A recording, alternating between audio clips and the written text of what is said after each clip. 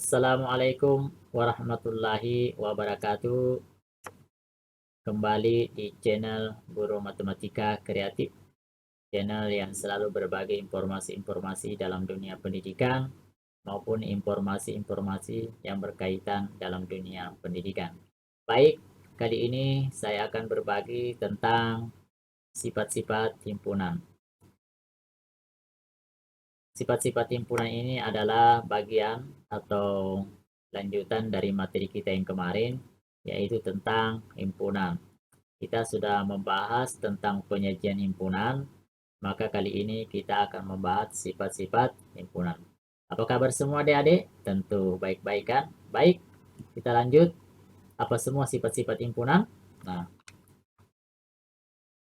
adapun KD yang kita bahas masih tetap KD yang lalu, yaitu KD 3.4 dan KD 4.4.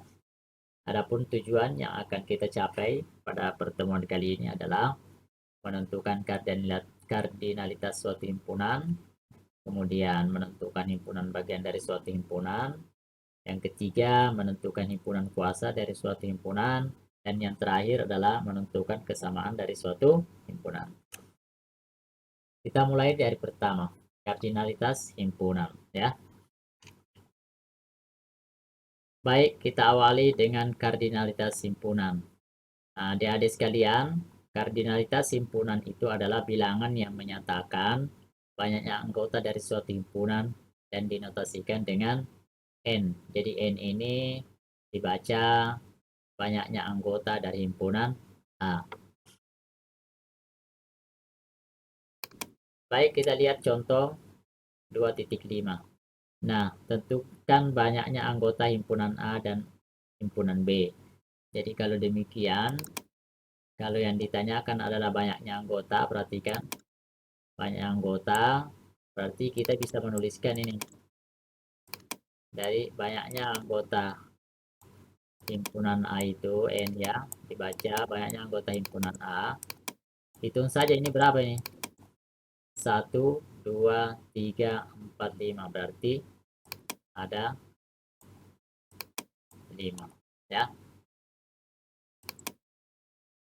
Nah, sekarang ada berapa banyak anggota dari himpunan B?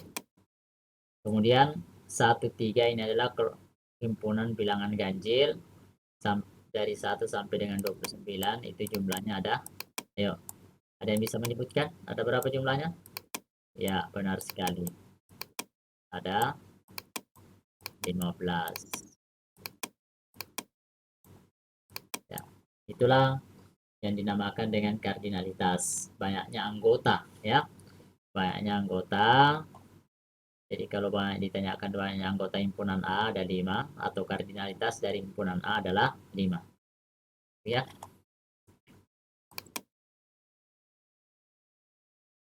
Ya, coba kalau seandainya kita ambil contoh lain. Misalnya himpunan A sama dengan himpunan A yang anggota-anggotanya X, sedemikian sehingga X lebih dari 1 kurang dari 7, di mana X adalah anggotanya bilangan prima. Oke, ada yang bisa menyebutkan ada berapa banyaknya anggota dari himpunan A?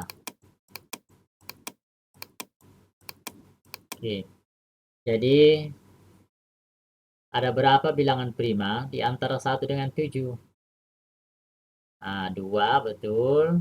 3, 5, 7. Jadi ada 2, 3, 5, berarti ada 4. Ya. Jadi banyaknya anggota dari himpunan A yang anggota-anggotanya X lebih dari 1 kurang dari atau sama dengan 7, di mana X adalah bilangan prima, yaitu 2, 3, 5, dan 7. Ya, baik. Misalkan ini anggaplah ini nomor 1. Kita lanjut nomor 2. Misalkan himpunan B yang anggota-anggotanya adalah ini. 1, 2, 3, dan seterusnya. Ada berapa kardinalitas dari himpunan B? Banyaknya anggota B itu adalah tak hingga. Karena tidak ada batasnya, maka disebut atau banyaknya anggota himpunan B itu tak hingga. Ya. Untuk himpunan A ini anggotanya adalah 4.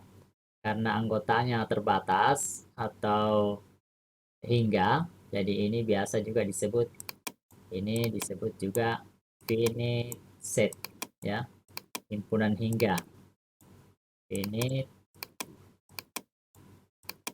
set, himpunan hingga, ya. Nah, finite set. Sedangkan himpunan yang anggotanya tak hingga itu biasa disebut infinite set, infinite set.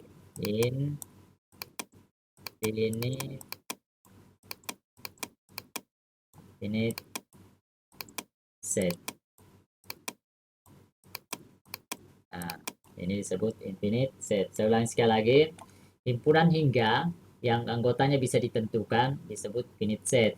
Sedangkan anggotanya yang tak hingga disebut dengan infinite. Baik, coba lihat nomor 1. Perhatikan soal nomor 1. Jika M anggota-anggotanya X, di mana X kurang dari 10, X adalah bilangan bulat positif. Nah, pertama kita tentukan dulu anggota M. Yang ditanyakan adalah berapakah kardinalitas himpunan M. Kita tentukan dulu anggota himpunan M, ya. Himpunan anggota M itu bilangan bulat positif. Dan termasuk bilangan bulat positif itu adalah 1,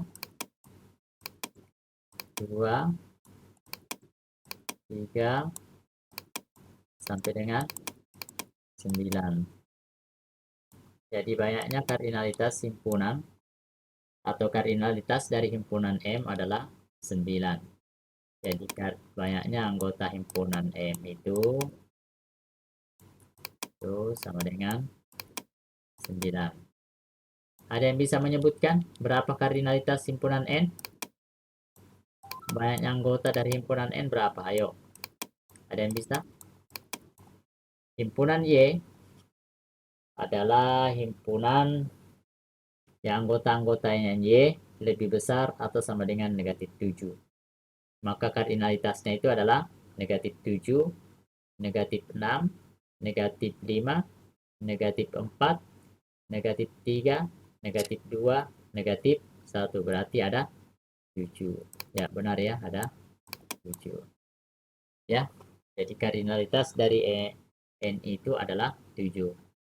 Lebih dari min 7 kan berarti negatif 6, negatif 5, negatif 4, negatif 3, negatif 2, negatif,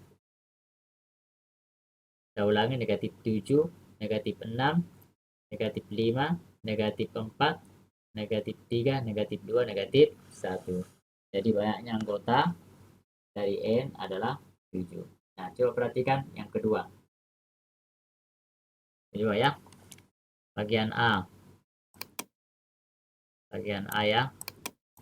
Tentukan kardinalitas himpunan S. Berapa banyaknya anggota himpunan S? Hitung saja ya. Banyaknya anggotanya itu 1, 2, 3, 4, 5, 6, 7, 8, ada 9. Ada 9. Dimulai dari huruf A. Dimulai dari huruf A sampai A, B, C, D, P, H, I. Nah, sampai dengan I. 1, 2, 3, 4, 5, 6, 7, 8, 9. Bagian B. Berapakah banyaknya, mengapa kardinalitas himpunan B lebih banyak dibandingkan kardinalitas himpunan A? Kita lihat banyaknya anggota himpunan B. Kita lihat himpunan B, ya. Banyaknya anggota himpunan B itu mulai dari A, B, C, D, E, berarti ada 5. Sedangkan banyaknya anggota himpunan A ada berapa tuh? cuma 2. Jadi dengan demikian kardinalitas himpunan B lebih banyak dibandingkan kardinalitas himpunan A. Mengapa kardinalitas himpunan S lebih banyak dibandingkan kardinalitas himpunan A dan B? Karena kan kita ketahui himpunan A dan B itu anggotanya ada berapa? Ada 5. Sedangkan kardinalitas himpunan S ada 9. Dengan demikian, kardinalitas himpunan S lebih banyak dibandingkan kardinalitas himpunan A dan himpunan B. Gitu ya. Oke, sekarang kita lanjut ke himpunan bagian. Nah, perhatikan himpunan bagian. Coba perhatikan gambar berikut ya. Apakah C merupakan himpunan bagian dari A? Nah, di sini keterangan gambarnya kita bisa lihat bahwa karena C ini semuanya masuk di himpunan A, maka bisa dikatakan bahwa C himpunan bagian dari A. Jadi bisa kita tuliskan begini. C C ini dibaca himpunan bagian ya. Himpunan bagian dari A. Ya. Kenapa C ini himpunan bagian dari A? Karena semua anggota A, semua anggota C itu masuk di dalam anggota A. Kemudian, apakah D himpunan bagian dari A? Ya, karena anggota D semuanya masuk di anggota A. Jadi bisa kita katakan D himpunan bagian dari A. Apakah C himpunan bagian dari D? Tidak ya. Berarti C bukan himpunan bagian dari D. Ya. Nah, sekarang kita lihat di sini. E adalah jadi E himpunan bagian dari B. Begitu juga F adalah himpunan bagian dari B. Nah, itu ya. Jadi itu yang dimaksud dengan himpunan bagian. Nah, sekarang kita ambil satu contoh ya. Kita ambil satu contoh.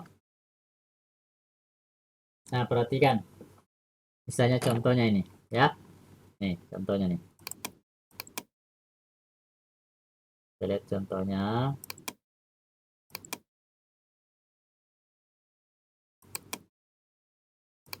Perhatikan bagian A. Apakah P, ini P, merupakan himpunan bagian dari Q? Nah, kita periksa dulu ya. Kita periksa. Kita periksa dulu anggota P. Anggota P itu adalah apa semua? Anggota P adalah bilangan asli antara 0 dan 10. Kalau begitu 1, 2, 3, dan sampai dengan 9. Kemudian Q, anggota-anggotanya adalah Q bilangan asli antara 0 dengan 6, berarti mulai dari 1, 2, sampai dengan 5.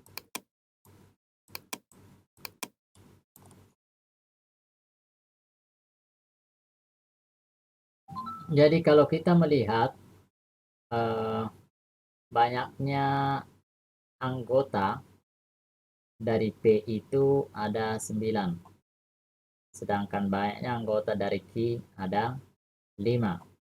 Dengan demikian, semua anggota Q ini ada di P. Dengan demikian kita bisa mengatakan bahwa Q adalah himpunan bagian dari P. Jadi ini salah, ini pernyataan salah, ini pernyataan benar ya. Q adalah himpunan bagian dari P karena anggota P lebih besar dari banyaknya anggota Q. Kemudian semua anggota Q ada dalam anggota P.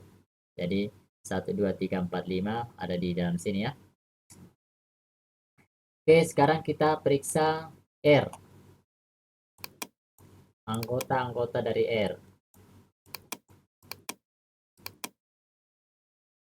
Kita lihat anggota dari R itu bilangan prima ya. Bilangan prima antara 0 dengan 6. Bilangan prima antara 0 dengan 6 itu adalah 2, kemudian 3, kemudian 5 ya. Nah, coba perhatikan Q dengan R 2, 3, 5. Anggota R lebih kecil dari anggota Q. Kalau begitu R himpunan bagian dari Q. Ini salah ini benar ya. Karena anggota R itu ada semua di dalam Q. 1, 2, 3, 4, 1, 2, 3, 5. Kemudian apakah R anggota himpunan dari P? R2, nah, ini benar ya. Tapi P bukan himpunan bagian dari I. Ya, begitu ya. Begitulah cara menentukan himpunan bagian dari suatu himpunan. Baik, demikianlah sifat-sifat himpunan yang sempat kita bahas pada kesempatan ini, yaitu kardinalitas himpunan dan himpunan bagian.